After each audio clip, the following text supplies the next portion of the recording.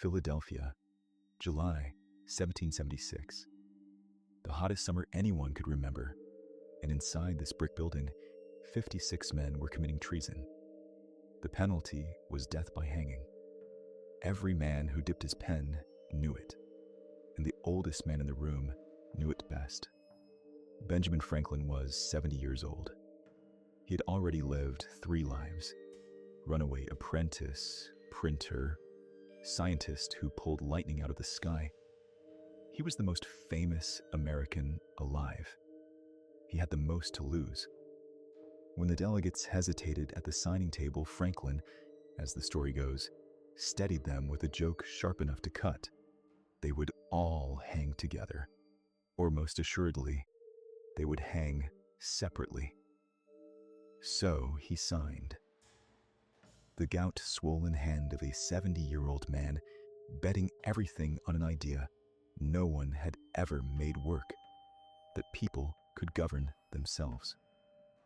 11 years later, in this same room, he helped write the Constitution. And when a woman outside asked him what kind of government they had made, Franklin gave the answer that has haunted this country ever since. He died in 1790. 20,000 people followed his coffin, the largest gathering in American history to that point. He never saw whether the answer to his question would be yes, until now.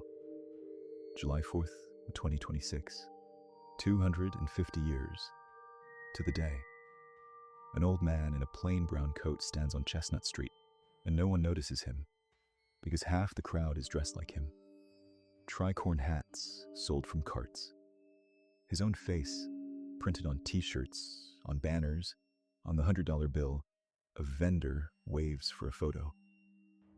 The building is still here, smaller than he remembers, dwarfed now by towers of glass and steel that catch the sun like his old experiments caught lightning, but standing, preserved, guarded not by soldiers but by park rangers who tell its story 40 times a day. He moves through the crowd. He hears a dozen languages. He sees every shade of face the world contains, and every one of them is here to celebrate his July 4th. A little girl reads the Declaration aloud from a glowing rectangle in her hands. She stumbles on unalienable. Her mother helps her. Inside the assembly room, the green tables, the quiet, and at the front, the chair. Washington's chair with the sun carved into its crest. Franklin stares at it a long time. Benjamin Franklin signed a birth certificate 250 years ago that doubled as his own death warrant. He asked whether we could keep the Republic. They made history. Now they face it.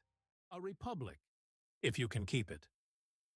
All through that summer, I wondered whether that sun was rising or setting. I told them, at the end, I knew it to be rising. I confess, I was guessing. 250 years. No throne, no crown. The thing has passed from hand to hand, sometimes gently, sometimes not, and no one has managed to keep it for himself. That alone is a miracle. Rome could not do it. We were 56 frightened men in a hot room, and we did it. And yet, I walked among you today. I heard the arguments, the same arguments. Liberty against order, the few against the many. Who is included when we say we? We did not settle those questions in 1776. I see you have not settled them either. Good. A republic that stops arguing is a republic that has died. The noise you apologize for, that is the sound of the engine running. I asked a woman on the street once to keep it. I did not tell her how, because I did not know. But I know what I saw today. A child reading our words on a device I cannot fathom. In a city we could not have imagined. In a country still stubbornly, gloriously unfinished. You kept it. 250 years you kept it. Now, keep it still. Every place you walk through has a story. The harbor where someone fled for their life. The street where an idea changed the world. The building where history turned on a single decision. Most people walk right past them. Lore changes that. Lore is the app that finds the stories of wherever you are and brings them to you in real time. History, mystery, food, culture. The stories that made this place what it is today. Download Lore and never walk past a story again.